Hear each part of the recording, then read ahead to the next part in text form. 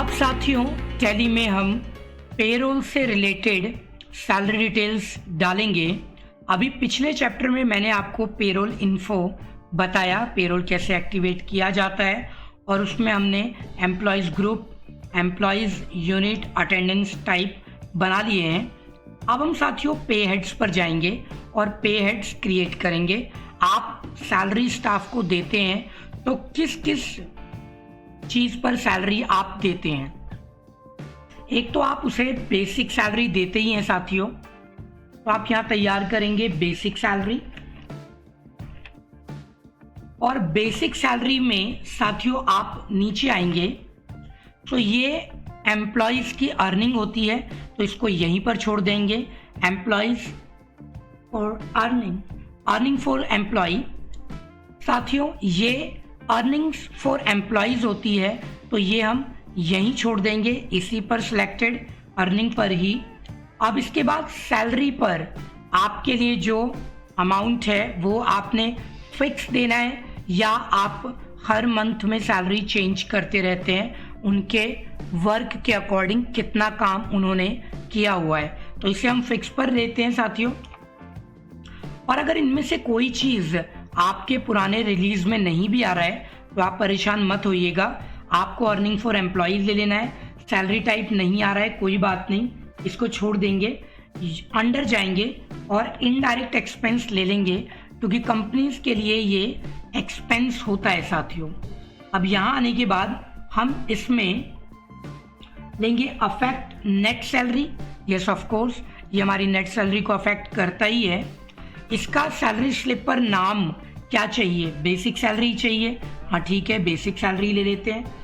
अब ग्रेच्युटी पर क्या इसका कोई इफेक्ट पड़ना है? Use for calculation of gratuity, तो यस, बेसिक सैलरी ग्रेच्युटी पर कैलकुलेट किया जाता है, तो यस कर दीजिएगा। देन इनकम टैक्स डिटेल, क्योंकि हमने टैक्स का पार्ट ऑलरेडी एक्टिवेट कर दिया है, तो आप इसे यस कर दीजिएगा साथियों। ऑफ कोर्स इस पर टैक्स तो लगना ही है। जैसे ही आप इसे यस करेंगे साथियों, तो आपके पास एक और स्क्रीन आ जाएगी। यहाँ से आपको कुछ ऑप्शनों का चुनाव करना पड़ेगा। आपको सबसे पहले इनकम टैक्स जो कंपोनेंट है वो बेसिक सैलरी ले लेना है, और आपकी स्क्रीन पर यहाँ बेसिक सैलरी आ रहा है। ठीक है साथियों, अब इसके बाद आपको क्या ले रहे हैं कि यहाँ पर कैलकुलेशन जो आप करेंगे उसका बेसिस जो होगा वो ऑन प्रोजेक्टेड वैल्यू रहेगा, इसे हम ले लेते हैं। और आगे हम टीडीएस पर भी इसको करेंगे, तो इसलिए मैंने उसको यस करके छोड़ दिया। तो अभी मैंने टीडीएस नहीं एक्सप्लेन किया है, तो उसको यस करके छोड़ देते हैं। अब यहाँ पर एक ऑप्शन आ रहा है एक्सक्लूड फॉर ईएसआई एलिजिबिलिटी। ये एक्सक्लूड करता है नहीं करता है, आपने फिलहाल इसको नो रखना है।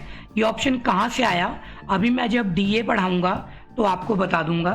तो इसको नो करके हम आगे आते हैं कि आपका जो कैलकुलेशन टाइप है वो आपने ले लेना है। कैसे देना चाहते हैं आप? आपने कहा कि हम तो इसको अटेंडेंस के बेस पर देंगे। ठीक है जी, अटेंडेंस किस बात की देंगे? क्या जी, प्रेजेंट होने पर देंगे जी। अच्छा, वो प्रेजेंट कैसे काउंट करेंगे आप? तो मैंने कहा जी मंथ्स पे लेंगे। मंथ्स कैसे डिसाइड करेंगे? मैंने कहा जी एज पर कैलेंडर पीरियड लेंगे। ठीक है जी, जब हम इसकी अटेंडेंस बनाएंगे तो वहाँ पर जो जितने दिन प्रेजेंट हुआ है उतने दिन की अटेंडेंस डाल देंगे। 20 दिन, 22 दिन, 24 दिन, 26 दिन, वो ले लेंगे। ये रहा। और इसको अब नॉर्मल राउंडिंग, सैलरी कैसे रखना है? मैं इसको नॉर्मल राउंडिंग पे रख लेता हूँ। ठीक है, 1 की लिमिट करके बढ़ जाते हैं आगे। तो ये हमारा एक पे हेड हो गया। एक हम बेसिक सैलरी तो स्टाफ को देते हैं, और एक आगे हम डीए देंगे, जेनेस अनाउंस, सो डीए। इसका प्रोसेस नीचे थोड़ा बदल जाएगा, बाकी सब सेम रहेगा। अर्निंग्स फॉर एम्प्लॉयज फिक्स्ड होगा आपका, इनडायरेक्ट एक्सपेंस में आ जाएगा। ये इनडायरेक्ट एक्सपेंस आपका सैलरी को अफेक्ट करेगा, yes of course. Salary slip पर नाम DA ही आएगा, कोई दिक्कत नहीं। ग्रेच्युटी पर इफेक्ट डालेगा, यस, तो कैलकुलेशन ऑफ ग्रेच्युटी होगा। देन अब इसके बाद वो कहता है income tax detail, yes, enter. और अब आपका DNS अलाउंस यहाँ पर लिस्ट में आ रहा है, इसको आपने सेलेक्ट कर लेना है, ठीक है। जो अलाउंस है वो यहाँ पर है। देन इसके बाद ऑन प्रोजेक्टेड वैल्यू, एंटर। और अब यहाँ पर आपको थोड़ा सा दिखाई देगा exclude for ESI eligibility, so exclude कराना है, यस। लेकिन ये ऑप्शन आया कहाँ से, तो F12 प्रेस कीजिए और सबसे लास्ट में आपको एक ऑप्शन दिखाई देगा। यहाँ पर मैंने इसको ESI को एक्सक्लूड करने के लिए यस करा दिया है साथियों, इस ऑप्शन के लिए। घबराइएगा मत अगर आपके रिलीज में ये ऑप्शन नहीं आ रहा है तो कोई दिक्कत नहीं है, आप पेरोल क्रिएट कर पाएंगे। अब यहाँ पर आप जो DA देते हैं वो सैलरी का 8% दे रहे हैं फॉर एग्जाम्पल, तो यहाँ पर आपको पहला ऑप्शन लेना है एज कंप्यूटेड वैल्यू, क्योंकि हम यहाँ पर एक फॉर्मूला लगाएंगे।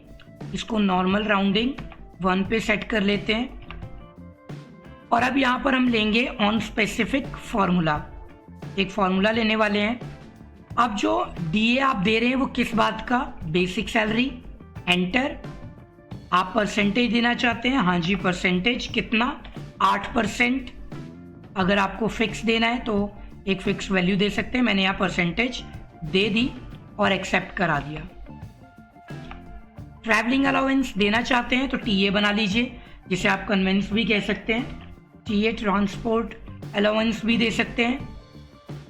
तो मैंने यहाँ पर अर्निंग्स फॉर एम्प्लॉय लिया, टाइप फिक्स में ले लिया, इनडायरेक्ट एक्सपेंस कंपनी के लिए, ठीक है। देन मैंने यहाँ पर यस कर रखा है, TA को TA रखेंगे, ग्रेच्युटी में इसको नो रख रहा हूँ मैं, ठीक है। देन इनकम टैक्स, यस, उस पर इनकम टैक्स एप्लीकेबल हो जाएगा। देन TA के लिए आपको यहाँ पर कुछ ही फील्ड देंगी, तो ट्रांसपोर्ट आप ले सकते हैं, मैंने यहाँ पर ट्रांसपोर्ट अलाउंस ले लिया, TA, enter. On projected value, ठीक है, TDS यस। ESI पे आपको इसको नो रखना चाहते हैं, नो, यस करना चाहते हैं, yes, as you wish. Same pattern जैसे DA पे था, as computed value, DA TA HRA पे हम बिल्कुल सेम रखेंगे। और अब आगे बढ़ जाते हैं ऑन स्पेसिफिक फार्मूला, जैसा हमने DA पे लिया है। बेसिक सैलरी का अभी तो हम यहाँ पर बेसिक सैलरीज ले रहे हैं, अर्निंग्स ले रहे हैं, डिडक्शन हम बाद में लेंगे। यहाँ पर हमने परसेंटेज दे देना है, परसेंटेज जितना आप देना चाहते हैं। फॉर एग्जांपल मैंने इसको 15% कर दिया एंड देन एक्सेप्ट करा दिया। अब हम HRA बनाएंगे, हाउस रेंटल अलाउंस, इसको अर्निंग्स फॉर एम्प्लॉयज फिक्स्ड रख दिया। और यहाँ पर इनडायरेक्ट एक्सपेंस जैसे हमने पीछे लिया हुआ है, कोई दिक्कत नहीं। एंड देन वही सारी चीज़ें हमने यहाँ पर यस, HRA यस, हमने यहाँ पर टैक्स डिटेल ले लेनी है, यस। जैसे हम यस करेंगे एक और टेबल लेंगे और यहाँ पर हाउस रेंटल, ये मैंने हाउस रेंटल अलाउंस ले लिया है। And then on projected value, yes, TDS के लिए on computed value, normal rounding 1। And then इसके बाद ऑन स्पेसिफिक फार्मूला वही चलेगा, बेसिक सैलरी। और देन इसकी परसेंटेज हमने 40 कर दी। ये हमने कुछ अर्निंग्स बनाई साथियों। अभी हमें डिडक्शन भी बनाना है, तो उसको हम आगे के चैप्टर में कवर करेंगे। इस चैप्टर से रिलेटेड असाइनमेंट आप ज़रूर कर लीजिएगा, जिसमें आपको कुछ और चीज़ें इनके बारे में ट्रिक्स पता चलेगी, टिप्स दूंगा मैं आपको। और आगे बढ़ते हैं।